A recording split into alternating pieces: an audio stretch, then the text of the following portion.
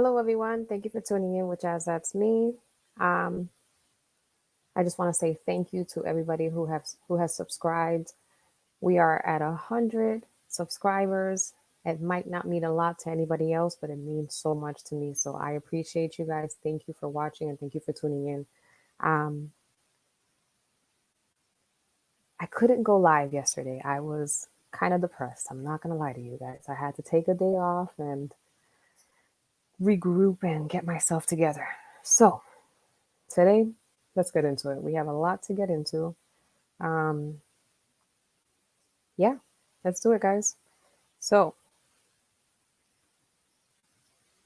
I was watching Tucker Carlson, and basically he addressed the reason why Julian Assange could not be pardoned by President Trump, which is horrible and pretty sad for Julian Assange and his family. He has two little boys. I'm not sure if you guys know this, but he does have two little boys, and I believe he has an older son as well. But it would be nice for those boys to grow up with their dad, and I just feel horrible because his situation is tough, you know, standing up for what you believe in and basically thinking that you have the right to exercise your freedom of speech. And yeah, and it was used against him. So I'm saddened by that situation. So first, I kind of wanted to get into President Trump's speech. So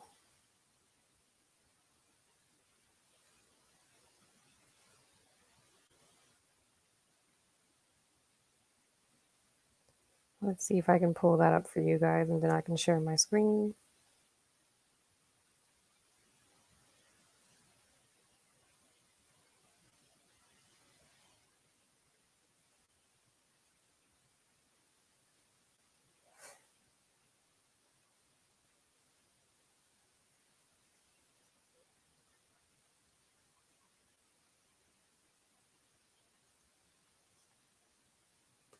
So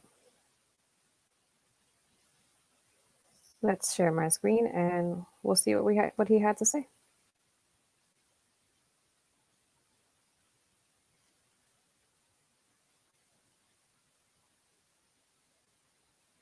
I'm gonna fast forward it because he doesn't come in until about 4 minutes in. So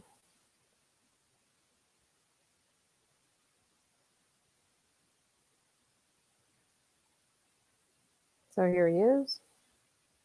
Here we go. Noise you're hearing in the background.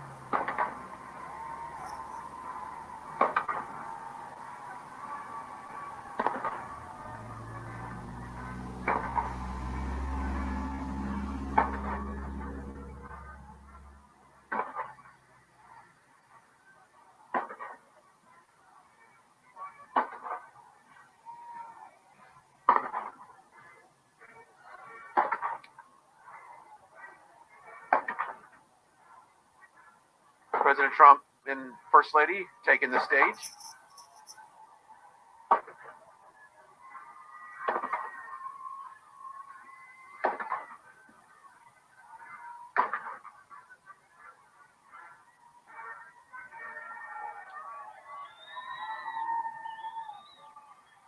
All right, a few words from the President, First Lady. Let's listen in. Thank you. Thank you very much. Thank you.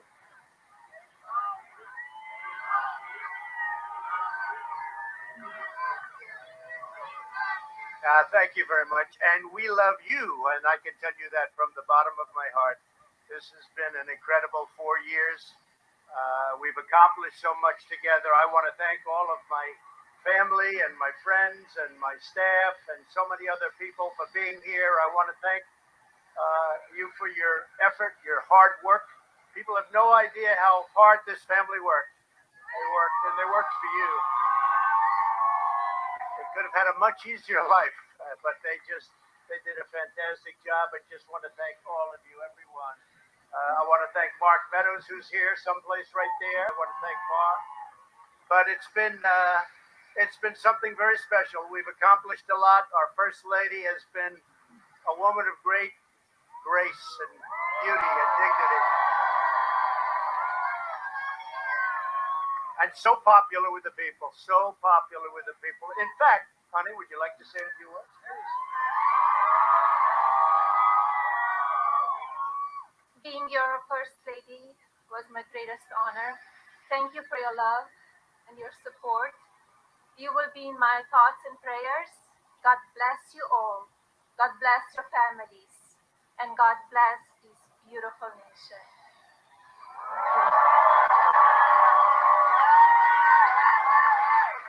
What else has to be said, right? But what we've done, that's true, honey, great job. What we've done has been amazing by any standard. We rebuilt the United States military. We created a new force called Space Force. That in itself would be a major achievement for a regular administration. We were not a regular administration. We took care of the vets, 91% approval rating. They've never had that before. The vets have given us, the VA, the vets have given us an approval rating like has never been before. We took care of our vets and our beautiful vets. They were very badly treated before we came along. And as you know, we get them great service and we pick up the bill and they can go out and they can see a doctor if they have to wait long periods of time. We got it so that we can sadly get rid of people that don't treat our vets properly. We didn't have any of those rights before when I came on. So our vets are happy, our people are happy, our military is thrilled. We also got tax cuts, the largest tax cut and reform in the history of our country by far.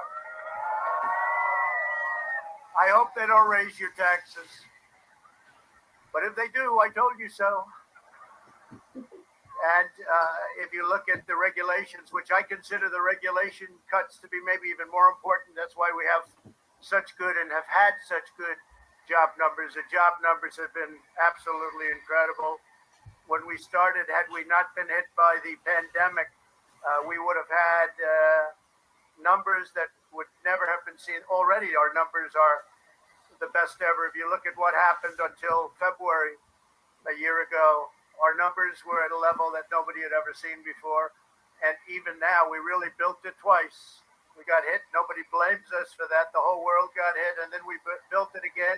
And now the stock market is actually substantially higher than it was at its higher point prior to the pandemic. So it's really, you could say we built it twice. And you're going to see incredible numbers start coming in if everything is sort of left alone. Be careful. Very complex. Be careful. But you're going to see some incredible things happening.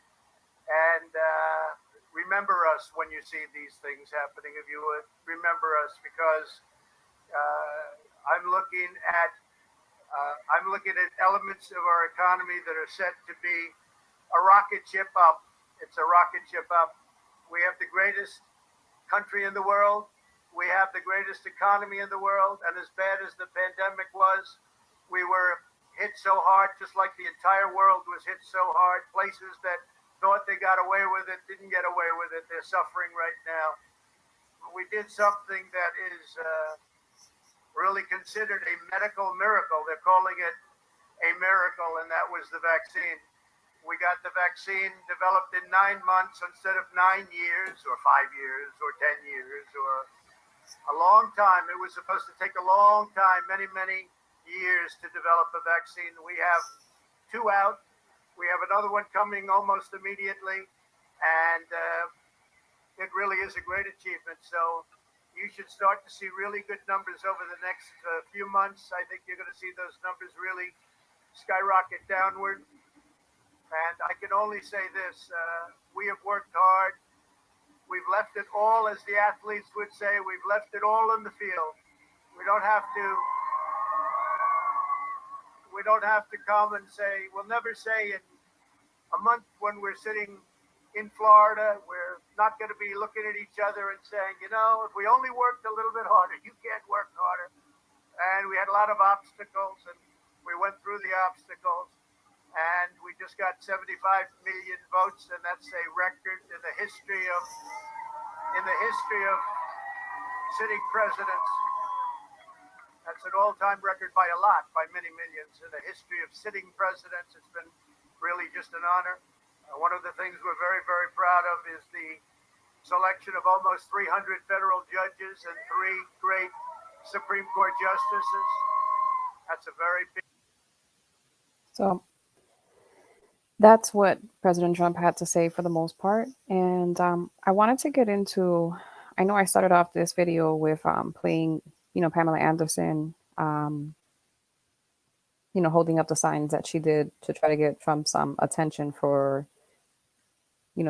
the pardon of Julian Assange. So I want you guys to listen to this and tell me what you guys think about this, because when I heard this, I was so shocked. Like, after hearing all of this in the news, and like I said, I had to take a few days off because I couldn't go live. Like, I just didn't have it in me.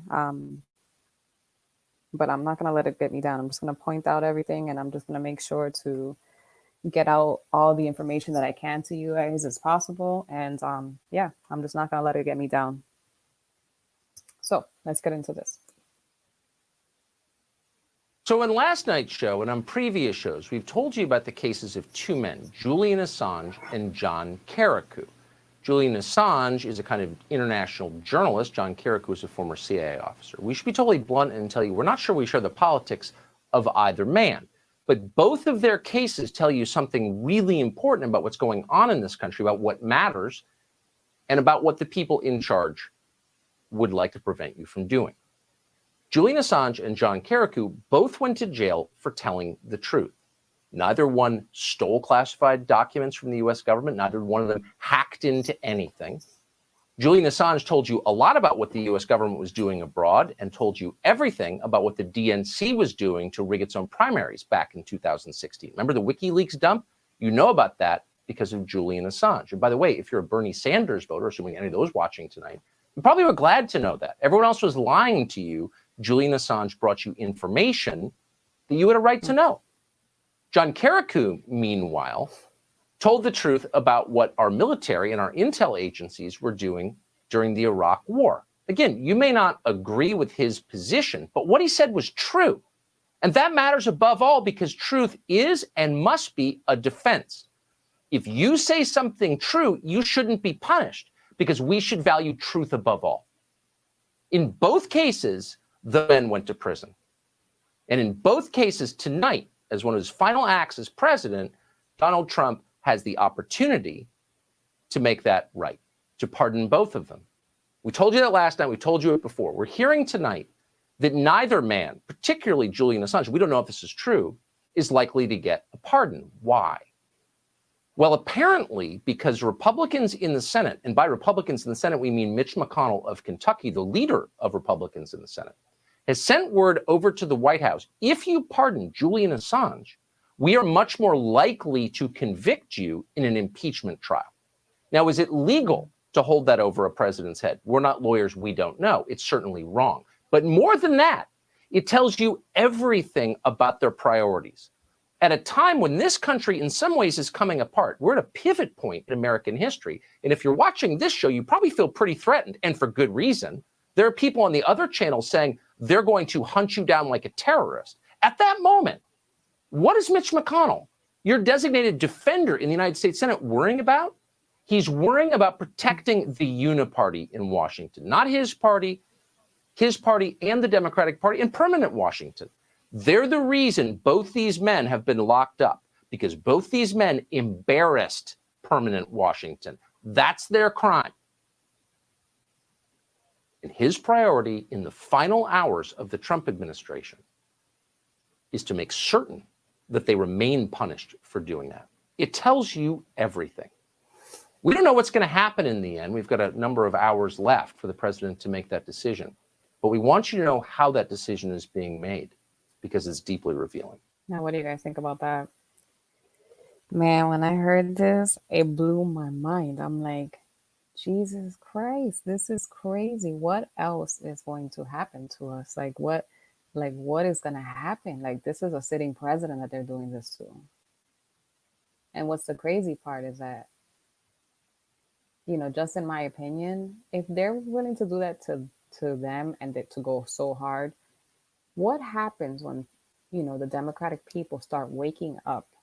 The people that weren't awake before, because like I've said it in plenty of my videos that I didn't know about any of this until about March of last year of 2020. I didn't know about anything.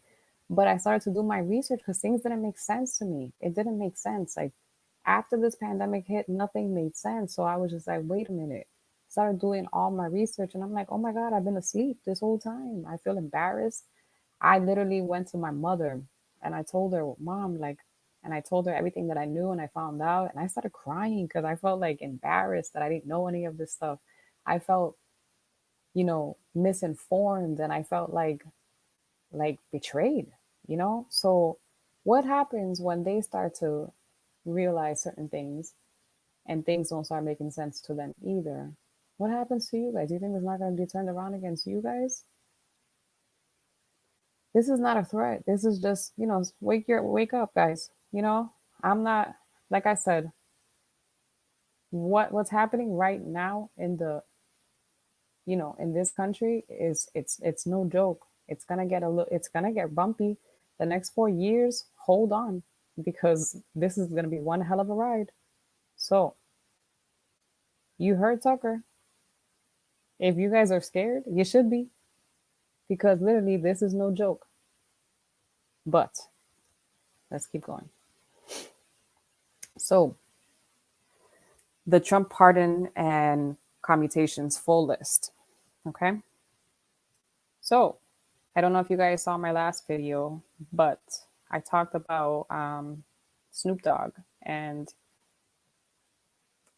he asked President Trump to actually pardon, I guess, one of the co-founders of Death Row, I believe, and he got his pardon. So I'll read to you what Snoop Dogg had to say back.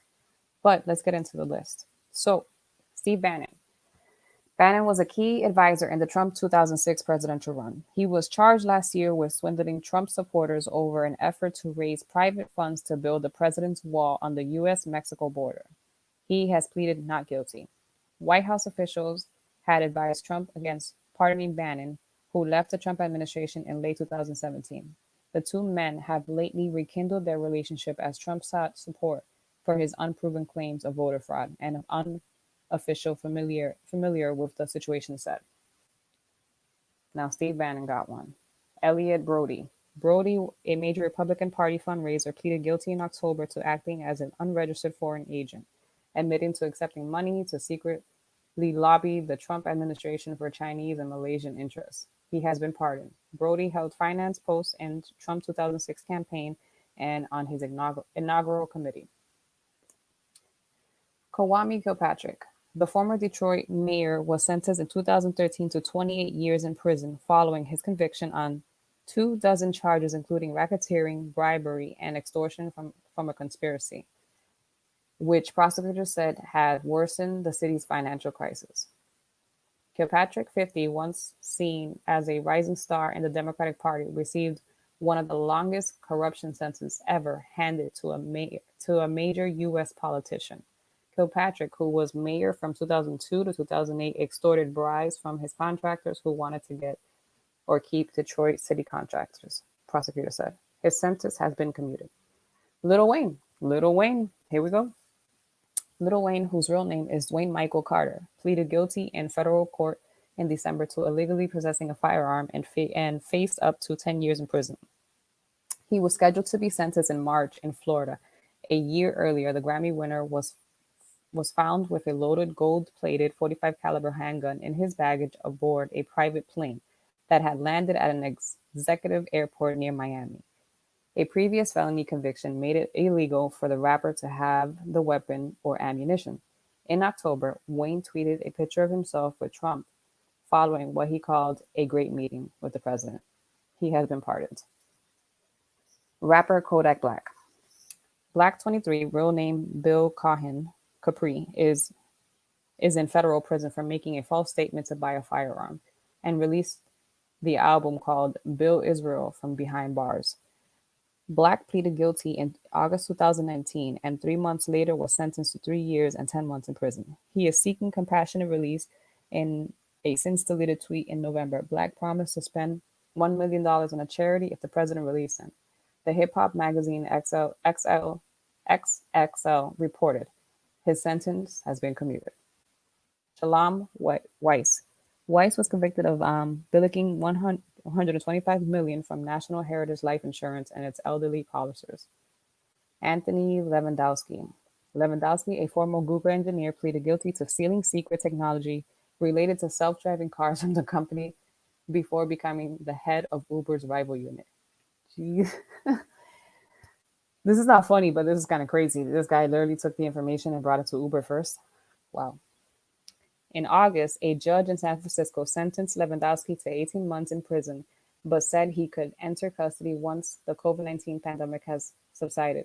The judge, William Alsop, who has been involved in Silicon Valley litigation for nearly 5 decades, described Lewandowski's conviction as the biggest trade secret crime I have ever seen. He has been pardoned. Now, these are other pardons and commutations. Abel Holtz, Rick Renzi, Kenneth Curson, Casey Ulrich, Carl Andrew Boggs, Dr. Scott Harrokin, Johnny D. Phillips Jr., Dr. Mahad Reza Banki, James E. Johnson Jr., Tommaso Butti, Glenn Moss, AVM Sella, John Nystrom, Scott Connor Crosby, Lynn Barney, Joshua J. Smith, Amy Pova, Dr. Frederick Nahas, David Taman, Dr. Faustino Bernadette, Paul Erickson, Gregory Jorshin, Deborah Jorshin, and Martin Jorshin, Todd Farah, Thaddeus Berde, William Kao, Paul Burens, and Peter Clay, Patrick Lee Schweischer, Robert Sherrill, Dr. Robert S. Corkin, David Lamar Clanton, George Gilmore, and Desiree Perez. Now, Desiree Perez is the CEO of Rock Nation. So, we'll get into that story some other time, but that's what's crazy is that how all these industries are, they work all together. So now, Robert Bob Zangrillo, Hilly Namad, Brian McSwain, John Duncan Fordham, William Ed Henry, Randall Duke Cunningham, it was a conditional pardon, Stephen Odzer, Stephen Benjamin Floyd, Joey Hancock, David E. Miller, James Austin Hayes, Drew Brownstein, Robert Boker, Amir Khan, David Rowland, Jessica Fries, Robert Kanan, Robin Hayes, Thomas Kenton, Ken Ford, Michael Liberty, Greg Reyes, Farrell Dennis Scott, Gerald Donnell, Walden, Jeffrey Allen Conway, Benedict Oldering, Sarita Steve Martin, Michael Ashley, Lou Hobbs, Matthew Antoine Kennedy, I guess, Mario Claiborne, Rodney Gibson, Tommy Leroy Whitehurst, Manchashko Eugene Vernon, Louis Fernando Sicard, D. Wayne Phelps, Isaac Nelson, Trey Tavares Kelly, Javier Gonzalez, Douglas, Jamal Eric Wesley, Patton Robert William Cawthorn, Al Knudsen Merger, Gary Evan Hendler, John Harold Wall, Stephen Samuel Grantham, Clarence Olin Freeman, Fred Keith Alford, John Knock, and so on and so on. So that's a lot of names. But I do want to point out that this right here is Michael Harris, and that is who we're going to talk about next. Michael Harris is, like I said, he was one of the co-founders of Death Row Records. Now, this is what Snoop had to say.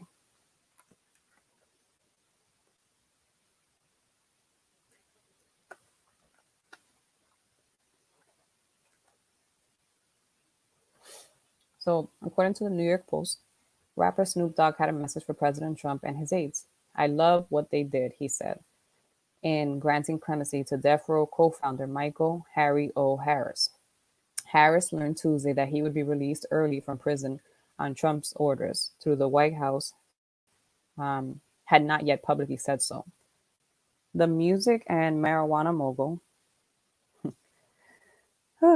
was told of the decision Sunday and said he wanted to share a message with the outgoing president. That's great work for the president and his team on the way out, Snoop Dogg said in remarks shared with the Post. They did some great work while they was in there, and they did some great work on the way out. Let them know that I love what they did. He also said it's amazing what the work of God can actually bring to life to make people understand that there is a God. Snoop Dogg praised Trump on a Zoom call with reform advocates Alice Johnson and Weldon Angelos, who shared the recording with his permission. Now, I wanted to bring this up because, like I said in my last video, what he did, I saw the video of what he did. He actually, there was a clown that was dressed up, and they made the clown basically look like Trump, and he aimed the weapon at him, and basically, he shot at him in the video. And it was, it was a fake, obviously it was a fake scene, but still, this is crazy. You know how they say that, that you shouldn't judge a book by its cover. He judged Trump, and look what Trump ended up doing. And now look who's thanking Trump. Just saying. I'm just putting that out there.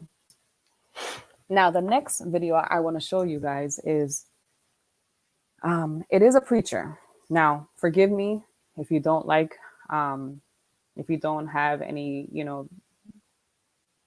if you don't like to see any preaching going on, or if religion is not your thing.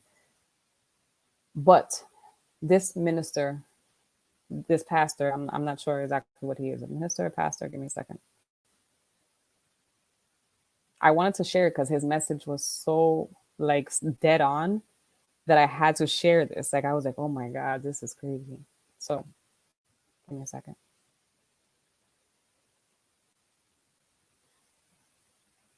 Yeah. So basically he talks about totalitarianism, and he breaks it down in such a way that it's like, you're gonna see. Wait till this thing actually starts loading. Give it a second.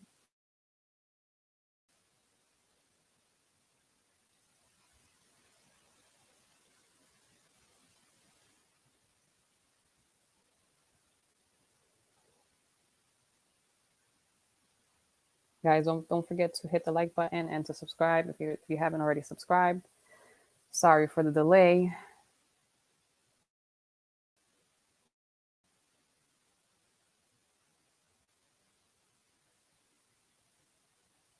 So his name is Craige Lewis. I'm gonna put the link in my description because I really do think you should subscribe. The channel is called X Ministries. So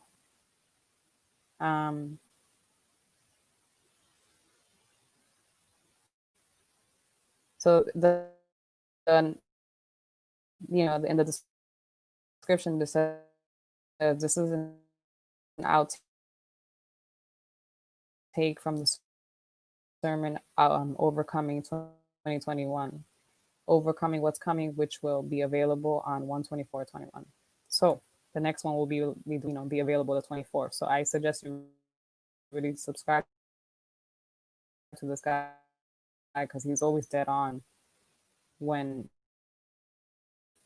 he speaks. So let's see what's going on here.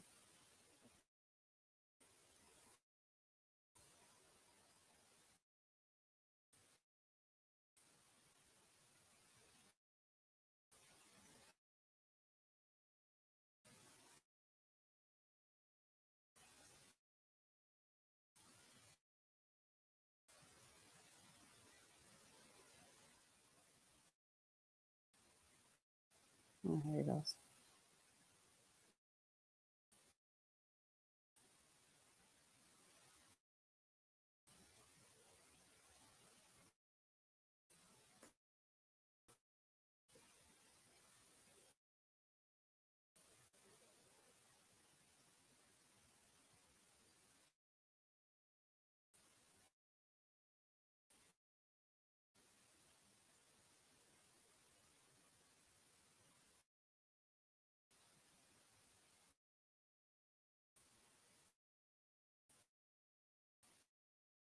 So once again, his name is definitely subscribe. Like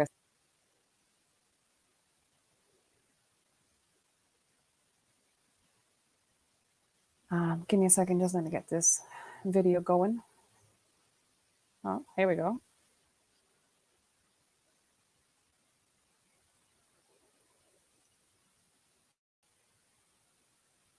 Let's just start sharing my screen. Give me 1 second. I'm sorry about this, guys. My internet likes to act up on the wrong times.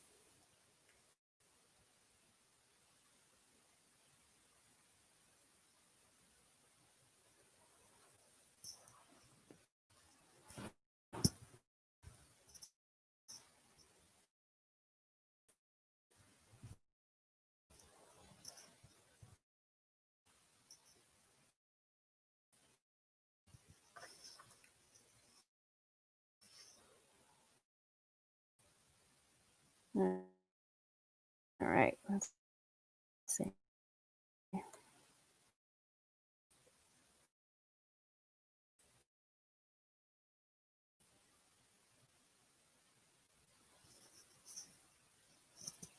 It might be just a video that they're messing with me. And Luke, sell your coat and get a what? A sword. And they say, here's 2 of them, Lord. He said, that'll work. Jesus say that'll work. He said something like that. Amen. Amen. And then in our country, we have the right to bear arms. Amen. Probably not past the 20th, but right now we have the right. Amen. And so, and it's not even about guns for this country. It's just about freedoms. Your freedoms have to go. There's no way the Antichrist can rule if we have freedoms. And we're like the last of the last that they have to conform to the totalitarian mindset so that a dictator can rule the whole world. There's only one way the devil is going to rule the whole world. And that's if everyone is under totalitarian. There can't be liberties. So that's what this election was about. That's what Trump was about. They just took Trump and they made him a racist so that, even though he's not, but they made him a racist so that black folks will hate liberty. And this is a black man saying this, guys. So it's not, it's crazy. Like I'm seeing on the news that they're saying that a lot of Trump supporters are, American, or, obviously we're all American, but I'm just saying they're like, they're saying that they're, that they're basically, white American. So like, it's crazy. They're not understanding that he has so many people that had voted for him, all different races. They all came out. It's not like we didn't see what was happening in the world. We all came out, and we all was like, nope, this is not okay. And it was people from all races that saw it. It's not only just one. It's not just, white Americans. This is a, African American. I am a Hispanic, this is not only just one race or one mindset. Like this, it's crazy. So let's just keep going. Black folks won't want to make America great. Now look at the monikers they put on it. Make America great. He's for the prosperity of the country. He's for the liberties. He fought for liberties. Look at this. He fought against social media censorship. Yes, he did. He even created a bill against social media's censoring people. But if the media labeled him a racist, black folks hate all of that stuff. No, leave the media alone so they can censor us. No, take our guns and our liberties. No, because he a racist. Then they put the black woman with Biden. Biden is for everything the Bible is against. But black folks are for Biden. All you have to do is paint colors. See how easy that was?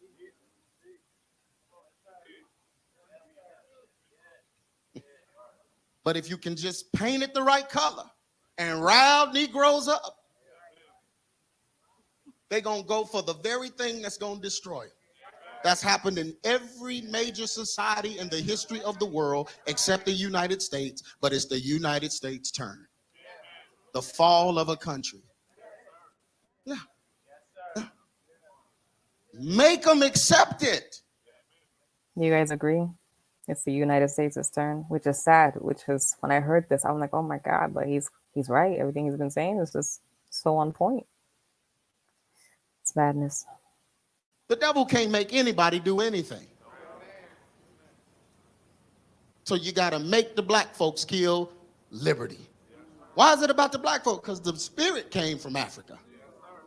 The Yoruba spirit is African. Santeria is African. That's the witchcraft that's controlling America. So they had to bring the Negro presence in some kind of way. Now they got white people painting themselves black. Y'all seen that? Yeah, they got new Turn Black campaign now. That shows you real sensitive. Like, yeah. Turn black. Foolishness. They got a whole kit. Turn black kit. You better have some lips in that box. You can't just paint it.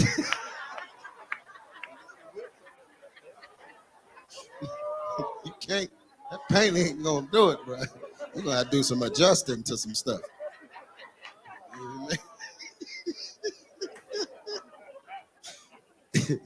That's the bonus box, the plus box with the lips. That's the all the way kit.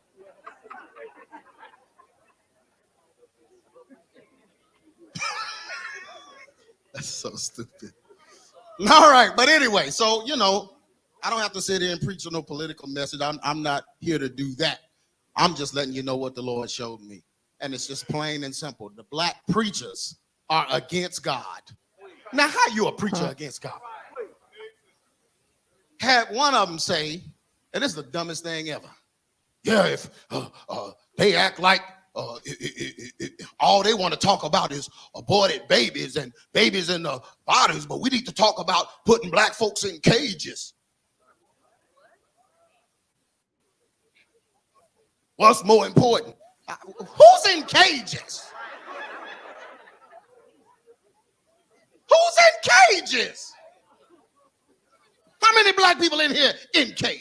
How many of you know somebody in a cage? I don't know nobody in no cage. And can we go about? No, I saw something. I didn't watch the inauguration. It was just not going to happen. But didn't he? I know that I saw like clips of it, or like people were talking about it in other news, videos that I watched, and they were saying how he was campaigning on a racial divide. Is he serious right now? This is what this guy is saying too. He's just like, since when are we in cages? When is that happening? You see what I'm saying? It's crazy. What God hates? He hates abortion. He calls that, amen. He destroys whole nations over the killing of innocent. That's one of the 7 things he said he hated in Proverbs. Hands that shed what? Innocent blood. He didn't say nothing about no cages in Proverbs. Matter of fact, he put his own people in bondage. God don't have a problem with people being in bondage. He does that sometimes.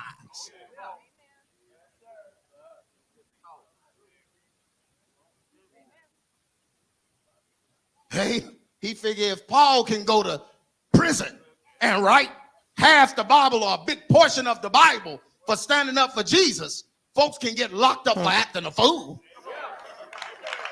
and going against him. Oh, look at the hand claps. It makes too much sense, Elder. It makes too much sense. Cages. Where did that come from? Y'all don't, who in a cage? Go ask somebody in the overflow. Do they know somebody in a cage? Jail ain't a cage. They feed you in jail. Play basketball, lifting weights and that. They be communicating with me in jail. I'm like, man, how did you? Brother, I'm on lockdown. Can you say a prayer for me? Dude, how did you message me? What is going on in the prison system? What kind of equipment y'all got in there? That's funny. There's no kind of timeout or punishment going on.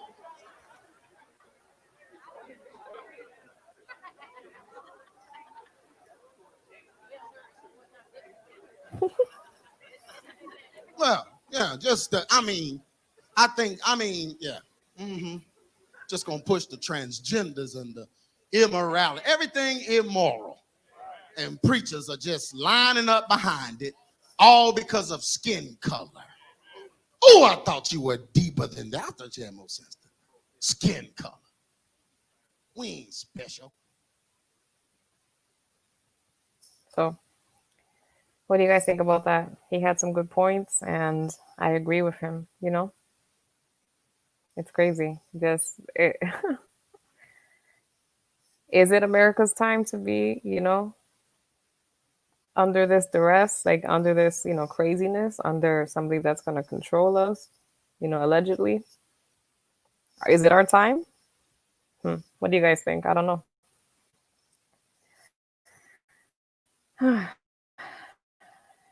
So, let's get into this.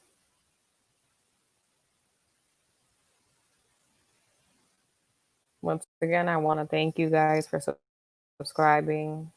Like 100 subscribers, not a lot to anybody else, but like to me, that somebody thought in September, August, and I didn't really think this was going to go anywhere, but I just wanted to get out my message, and I wanted to get out my word, and I appreciate everybody that watches my videos. That you have no idea, like, it touches my heart. I'm serious. Like, I appreciate you guys. So I wanted to point this out, right? Because as you know, I have no idea at this point, but the last time I think I heard where we had like 65,000 National Guards down at the Capitol for Inauguration Day. But it says right here, Biden ditches military flags as part of Oval Office makeover. Isn't that some hypocrite stuff? I was gonna swear, but I was like, wait a minute. Isn't that some hypocrite stuff? Like, why? I thought you needed these National Guards to protect you, but then you're gonna get rid of their flags? Okay. It's kind of like a slap in the face, but all right, sure. Let's move right along with that. Don't want that in there anymore. So, I thought I looked at that article and I'm like, really? Why did you need National Guard if you don't even going to keep up their military flags? Correct me if I'm wrong. Isn't the National Guard part of the military? That's what I'm thinking, right? Okay. Please correct me if I'm wrong. Maybe I'm wrong. Whatever. Okay. Especially at this time that you have so many around you. Wouldn't you have waited to basically take out the flags later? I don't know. So now this right here, I wanted to point this out because really, Joe Exotic, who in the world thought this guy was gonna get pardoned? Really? Anyway, now I wanted to point this out too, because everybody thought that he was gonna pardon himself and his family. Him, family, no pardon. Rudy Giuliani, no pardon. Julian Assange, unfortunately, no pardon. Unfortunately for Edward Snowden as well, no pardon. Joe Exotic, you can stay where you are. You did what you did. You were harassing this woman for so long. And there's a whole documentary and footage of you saying what you said about this woman. So to me, you do your time. It is what it is. No pardon for you. Now, I wanted to point out this jewel too, because I thought this was funny. So we all know what was going on on November 3rd, what everybody thought, because I don't want my channel to get striked because everybody got striked already. Just want to let you guys know that. So I might be putting out another another YouTube backup page just in case this one gets taken down. I'll let you guys know in the next video where to follow me, just in case. But I want to point this out. November 3rd. After November 3rd, there were hearings about certain things that were being alleged. Oh, whoa.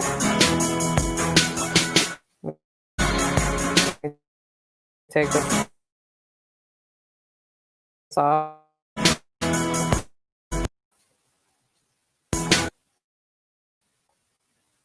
Sorry, guys. Let's put here.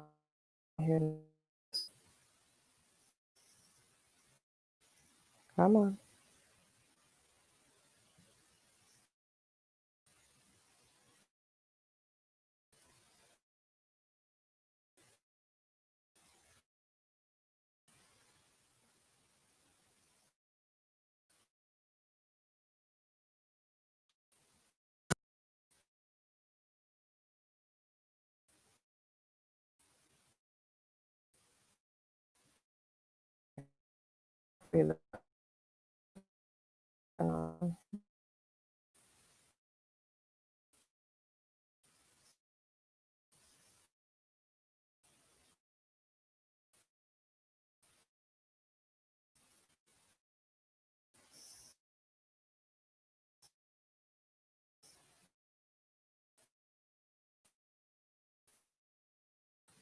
I hope not. Oh, it might. Crap.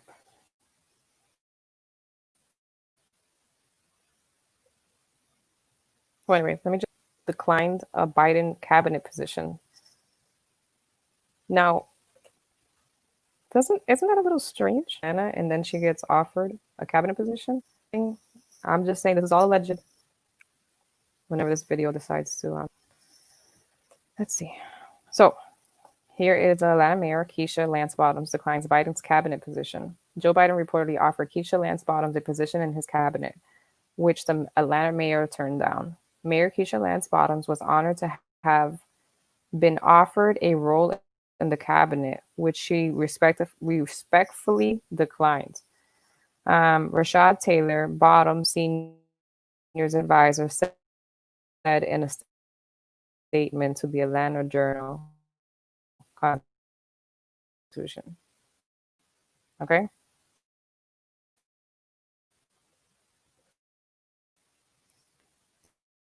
It isn't clear which position Bottoms was offered or why she turned it down. The mayor's focus remains on the people of Atlanta and great state of Georgia.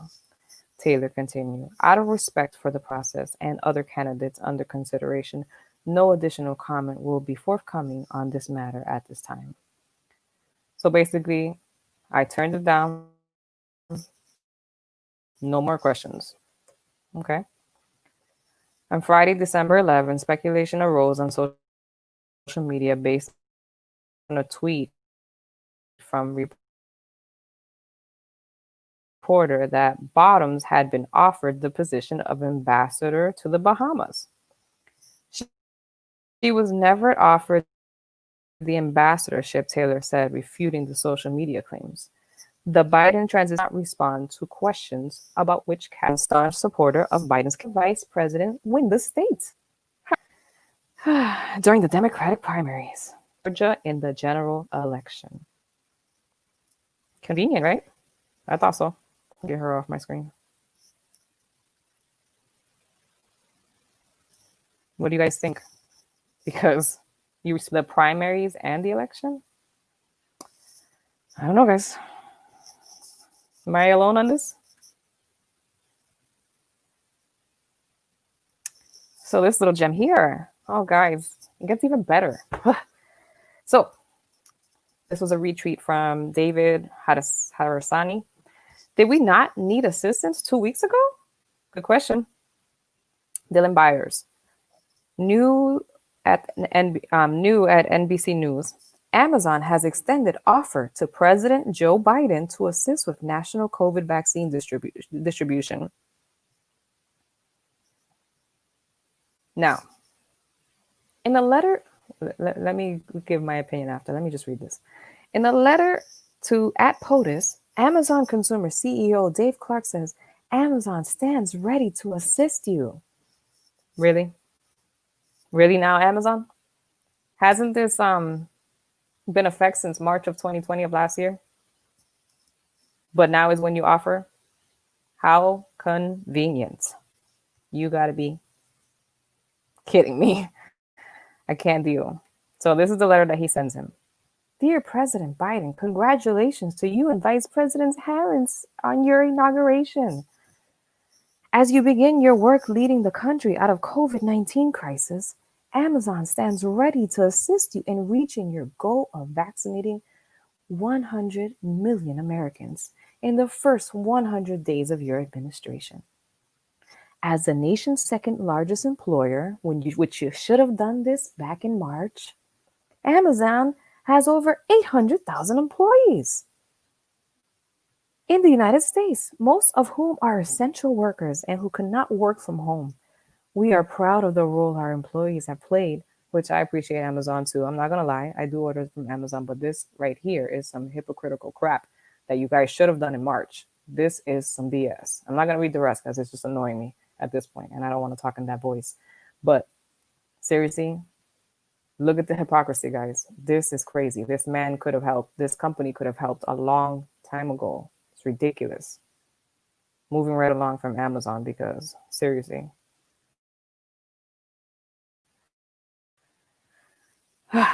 So this gem right here, oh man, when I was doing my research, I was just blown away and shocked. Everything that I was reading, I was like, this is insane. How convenient how this is all happening within a day of this inauguration. Let's get into it.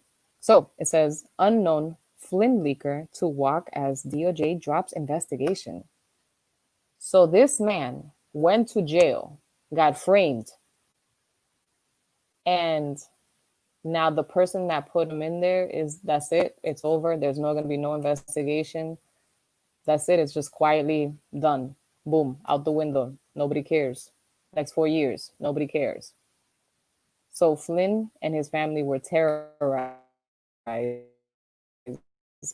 basically. Right? Because what else can you call this? He didn't do anything wrong. And again, everything. Like, this is crazy. Now, it says here, the Justice Department quietly closed without charges, without nothing. This could have happened to any of us, guys. I want to point that out. This could happen to any of us. So anybody that's saying, like, why are you bringing this up? It's not that important. No, it is that important. This happened to a general that served his country for many, many years. Just pointing that out. The Justice Department quietly closed without charges the investigation into leaks of likely classified information about intercepted phone calls between retired Lieutenant General Michael Flynn and Russian envoy to the press in early 2017. Okay? Michael Sherwin, the acting U.S. Attorney for the District of Columbia, signed off on closing the inquiry into the disclosure of December 2000 calls between President Trump's first national security advisor and Russian ambassador Sergei Kislyak, the recommendation of the prosecutors in Washington, D.C. A person familiar with the investigation told the New York Times. The report Tuesday, the final full day of Trump's administration, said that the inquiry code named Operation Echo looked into Obama's administration officials with access to the sensitive contents to the discussions, but it's ultimately found no wrongdoing. After just a few weeks on the job, Flynn resigned as White House National Security Advisor in February 2017 amid the controversy that followed the Washington Post, reporting his December 2016 contacts with Kislyak. Flynn, 62, fought to dismiss the government case against him through threatening after he pleaded guilty in December 2017 to lying to investigators about the conversation during the presidential transition period. The U.S. government intercepted Flynn's discussion with Kislyak, after which now fired FBI agent Peter Strozak and FBI agent Joseph Bianca interviewed him on January 24th about the talks. So, like I said, nothing's going to be done for this. So basically, his life was terrorized for nothing, and now this is just case closed. I guess, in a way, it's good for... No, I'm not going to say that. I'm lying. Nope. I'm not going to go there. So, now, you do know the only Republicans that stood up for basically everything, and basically, no, I'm lying. So the only two Republicans that I can see that is being crucified on the news is Josh Hawley and Ted Cruz. Okay. Now there were other Republicans. It was about I think it was like 8 more, and they stood up and they contested the electoral votes. But for some reason, Howley and Ted Cruz are getting it the most. Okay, they think that they incited what happened on January 6th. Once again, nobody can make you do anything. Okay, there was nothing in President Trump's speech. There was nothing that Ted Cruz said or Josh Hawley said. He didn't give them a signal like, come in here, let's do this. But for some reason, they're trying to correlate what happened on January 6th to say that after the fact that they contested the electoral votes, that the people swarmed in. You can't. That's crazy. And then what the media is not pointing out, some of them are, I think Fox, I think is the only one at this point, is showing that, they did arrest Antifa people. They did arrest BLM people. It's just crazy. Like, why are we not highlighting this? Hello? But okay. Now, Senator Dianne Feinstein, she's a Democrat from California, defended Republican colleagues, Ted Cruz and Josh Hawley, on Tuesday over their objections to the Electoral College vote on January 6th, saying they were exercising their freedom as senators, which makes sense. These people were elected to fight for their constituents. So how are they not doing their job if they think that something wrong is happening and they're trying to say, let's, do an inquiry, or let's revote, or let's, they're putting out their thing. And then every time that they put out their opinion, it gets shut down, or there's an easy answer or an easy fix, but not an easy fix that actually makes sense for the Republican Party. So the California Democrat was asked Tuesday about Republicans who objected to the Electoral College college results that Congress certified early January 7th.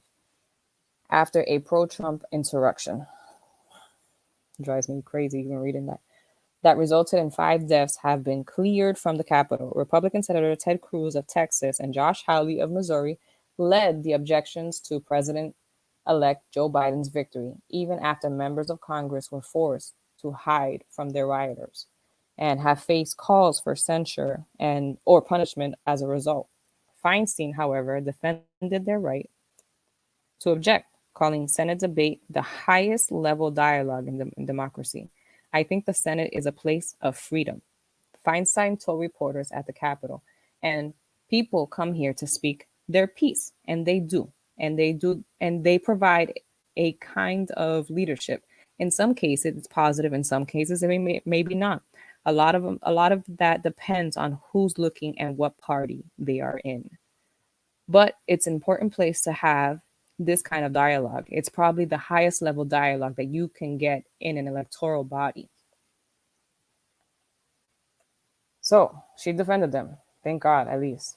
Other Democrats, including moderate Senator Joe Manchin, have said they would consider having Cruz and Hawley expelled from the Senate. Ridiculous.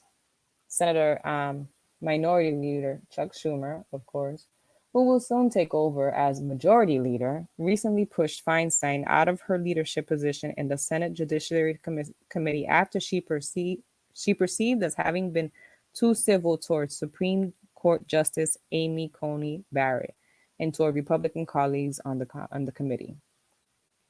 That's crazy. So because of the fact that they felt like she was too soft, or she was just being liberal, or maybe she was just basically seeing a side that maybe she hadn't seen before, or she was just doing her damn job, she was seen as too liberal, or basically too soft to be in her position as in leadership.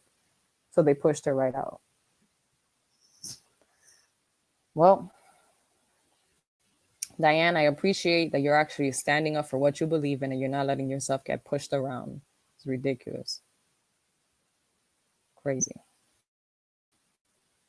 So I have to say I like this Lauren Bobart, the girl that she's, I don't know if she's in the House, or I think she's in the House of Representatives. Yes. So she's, I think she's in the House of Representatives, and she was newly elected, I believe. Don't quote me, but I think that's right. Oh, she's a congresswoman. Okay. So, all right. So Lauren is, she's kind of going back and forth with Nancy Pelosi. Now, Nancy Pelosi, she said, basically that she has been elected as, as a congresswoman. So she's going to carry her gun to Washington. And nope, Nancy Pelosi don't like that. Now she put in place that people have to walk through metal detectors, and she's going to find people that actually are carrying a weapon. So I'm pretty sure there's laws around, the gun control, and I'm pretty sure that, Miss Bobert actually did her due diligence, because I think that she was on an interview and they interviewed her and they asked her if she got her, her firing arm license, whatever, her carrying license for Washington D.C. And she said it was already like in the process. So basically, she was prepared for all this. Okay. So this is what she posted. He wants to be just like the other double standard Democrat lawmakers. Now, Charlie Kirk posted, does Joe Biden's new executive order mandating masks on federal property not apply to Joe Biden while he's on federal property? Because here he is at the Lincoln Memorial with no mask just hours after signing it. So here he is. It's going to zoom in a second. You're going to see his face. No mask. No mask. That's what we have, folks. Double standard for the next 4 years. Yep. That's what we can look forward to. Moving right along.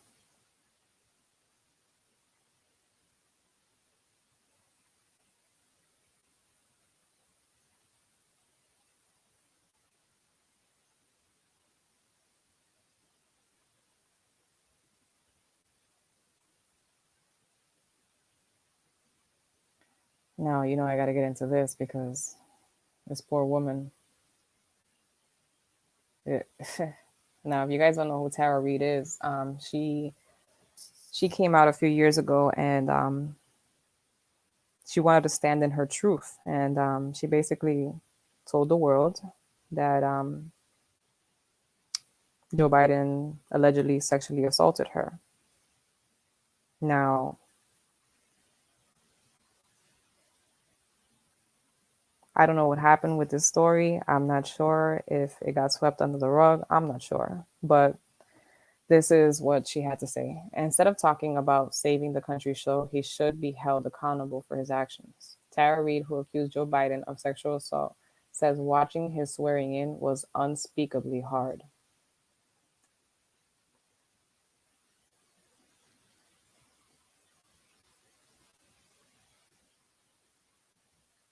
Now, I don't think, now this is my opinion,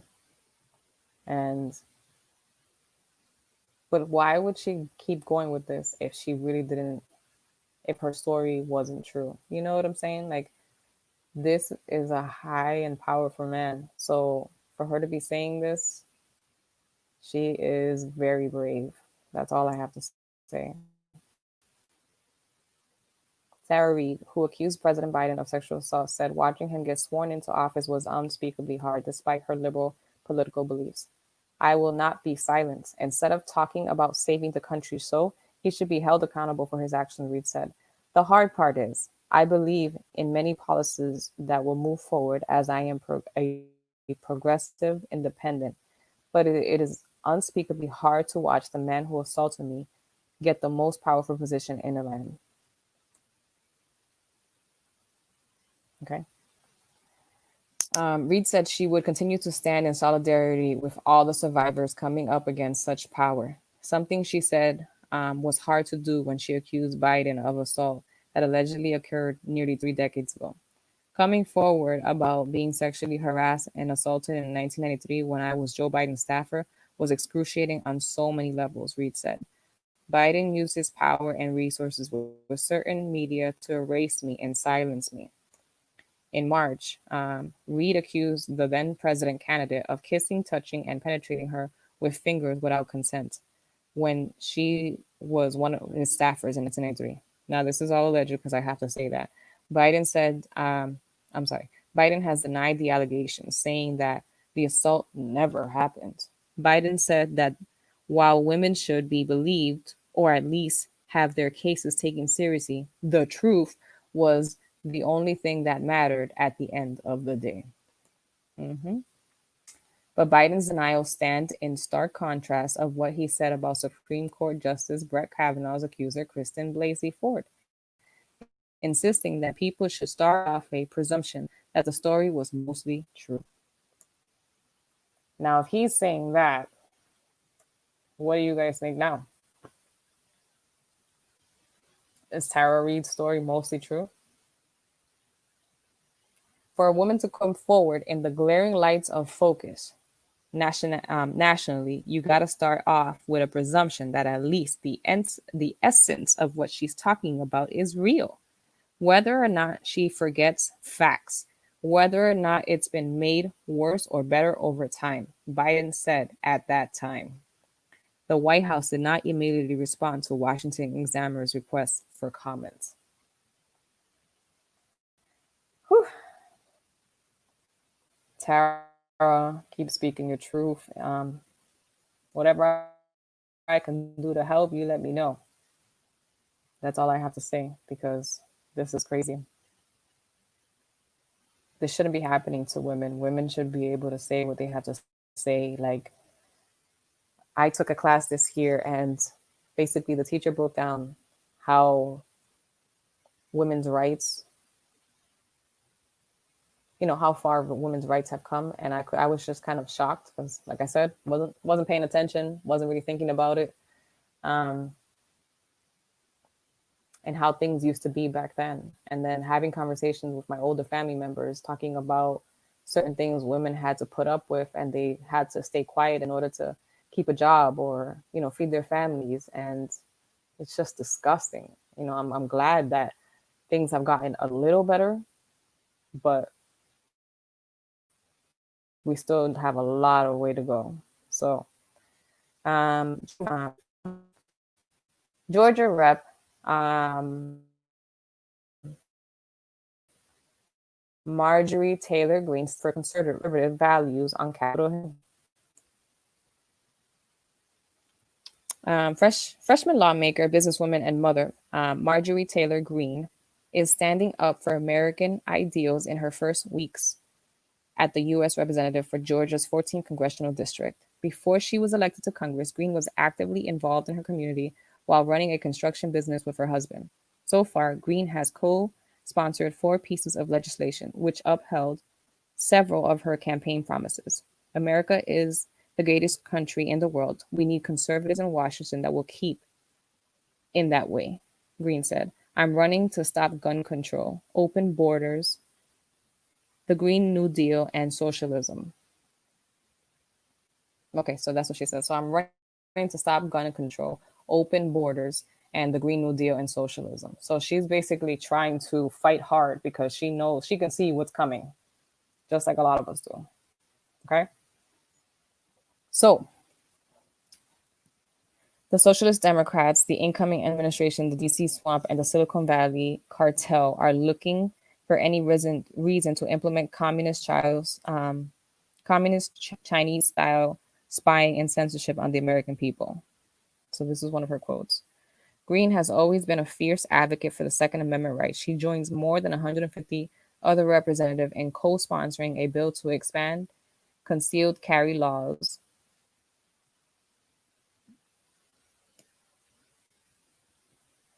across the state borders.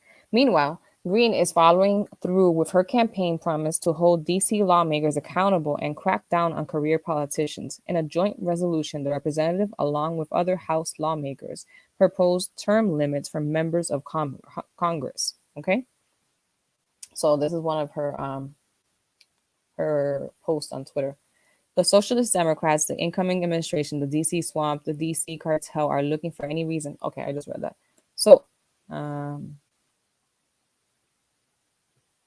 another one, it said, I've said this all along. It's people over politicians, not the other way around. Thank you, Marjorie. Thank you. Thank you for being about the people. Thank you. It's the people of this country that matter. That's why I'm asking everyone to join me as a citizen co-sponsor to impeach Biden. She's not playing. Ooh. When was this? Oh, this was a couple days ago. Yeah, she's not playing any games, guys. Ooh. Text impeach to 55444. Thanks. Okay. Yeah, she's not playing no games.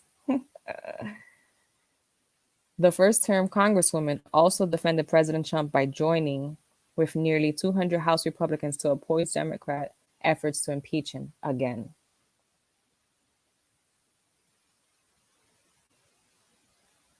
Okay. In response to Democrat efforts, Green said that she plans to draft articles of impeachment against Joe Biden. She claimed Biden is not fit to serve as president because of his alleged entanglements with China and the Ukraine. It's apparently that's not going to come up anymore. Hunter's laptop's not going to be an issue. That's going to be closed. You know, the investigation silently, you know, it's just going to happen, right? Allegedly, right? All these things will just, you know, right? Things are just going to go through the way, you know, they're going to fly in the wind. Nothing's going to happen. Like the rest of the stuff that we thought that was going to happen and nobody, you know, nothing has been done. Nothing. Nothing has been done. Okay, so she was banned from Twitter for 12 hours for allegedly violating the social media platform as civic integrity policy. It's civic integrity policy. After she was allowed back into her account, Green slammed Twitter for censoring conservative speech. So she said, without debate of ideas, opinions, and arguing truth, Twitter and similar police state platforms will eventually lose because the very nature of who we are and how we interact, we desire and demand free speech. If social media, right? So, okay. If social media platforms continue down the dangerous path of sitting in judgment seat of whose political opinions are right and wrong, they will eventually fall from glory, either through overbearing government regulations to stop censorship or competition. What do you guys think? At least we know that we have Marjorie Taylor Greene standing up for us. And yeah, I want everybody to know not to lose faith. I know things seem a little bleak at the moment, and I know that things are a little scary, but just remember that things are going to be okay. And, you know, just be careful out there. You know, stand in your truth. Don't let anybody tell you anything otherwise. In a couple, you know, I don't think we've seen the last of President Trump. I believe that he will be back in 2024. I believe that he will be campaigning in a few years, and I'm here for it. You know, on the news, they announced that 93% of Republicans would still vote for him to this day. 93%. 93%. That is the highest I've ever heard of. 93%. That's awesome. So, ask me if I would vote for Obama again, and I would say, hell the fuck no. Sorry, excuse my language, but no, I will not. Biden, in 4 years, they know that it's coming. They know that right now they have to do whatever they have to do, and hopefully the things don't end up happening the same way in 4 years, allegedly, right? Because, you know, I have to say allegedly. So, like I said, don't lose faith, guys. And let's just keep pointing out the hypocrisy. And yeah, the next couple of years is going to be crucial. So get on your politicians, you know, get on your state senators, get on them. to hold up their end of the bargain.